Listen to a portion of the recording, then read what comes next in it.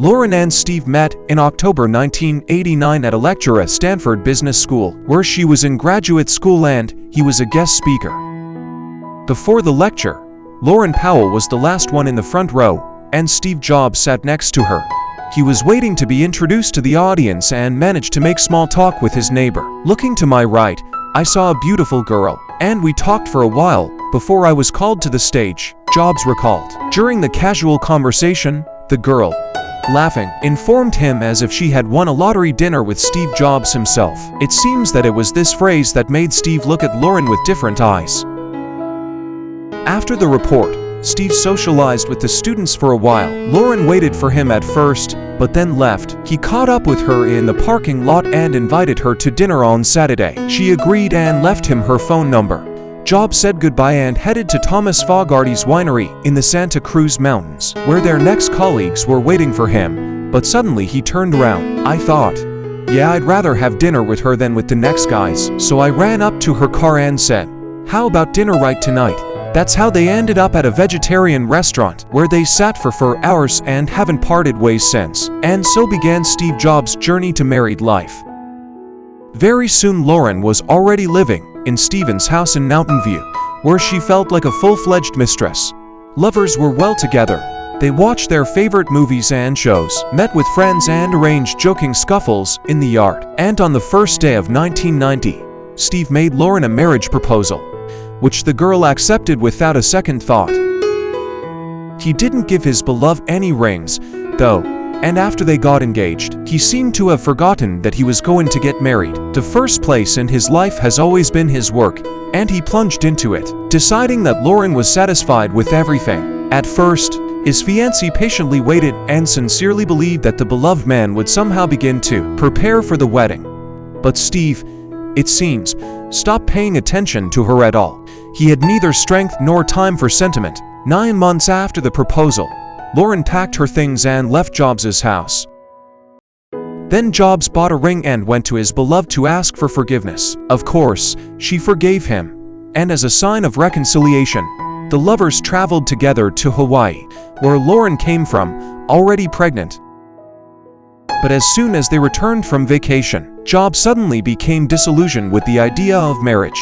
His fiancée moved out in anger and broke off the relationship. Steve took offense and decided to go back to his ex-girlfriend, Tina Redsey. He then proposed to her. For quite a long time, the millionaire could not make up his mind about who he really loves and with whom he should tie his life. But in the end, as we see, he made the right choice. Steve loved and respected Lauren, and even though he didn't see anything mystical in her, she became an anchor of sanity in his life. He's lucky he got Lauren. She's smart, she's a good conversationalist, she can handle his mood swings and his violent nature. Joanna Hoffman said, she doesn't have neuroses, so it seems to Steve that she lacks some kind of mystical sense, like Tina or anyone else, for example. Jobs understood this, too. Despite his emotional outbursts, their marriage proved to be strong. The wedding of Steve Jobs and Laurene Powell on March 18, 1991 was attended only by the closest friends and family of the bride and groom. At the time of the wedding, Lauren was pregnant with the couple's eldest child, son Reed. Their daughters Erin in 1995 and Eva in 1998 followed. Also, Steve Jobs already had one daughter before his marriage from Chris and Vernon, whom he had earlier dated, and when he was 23 years old, Chris gave birth to a daughter, Lisa. Steve Jobs' lifestyle changed a lot after the birth of his son Reed. He turned into a family man as well as a loving father. He was not a sociable person. About himself he briefly said, I have a very simple life. I have my family, Apple and Pixar, and I don't do anything else. Steve's relationship with his children was not so idyllic. He had a good relationship with his son Reed, but he didn't pay much attention to Erin, his first quiet daughter. But he did like the will and temper of his youngest child, his youngest daughter Eva. Lauren, on the other hand, was raising her children and doing charity work, helping educational institutions, taking a keen interest in environmental issues and migrant problems. Of course, Steve's voice was decisive in all matters, but that suited Lauren just fine. On October 5, Steve Jobs died of cancer. Lauren was not yet 48 years old at the time. It was she who inherited her husband's fortune. But, according to Lauren herself, the main thing she learned from her life with Steve was his attitude to the world. She realized that people can change the world and their own lives.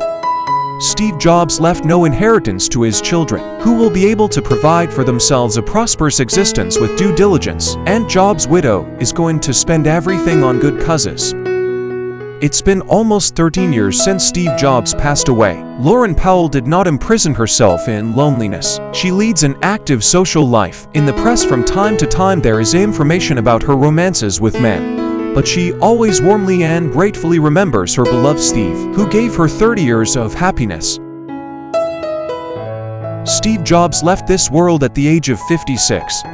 But even during his lifetime there were so many myths about him that today it is difficult to understand which of them are true.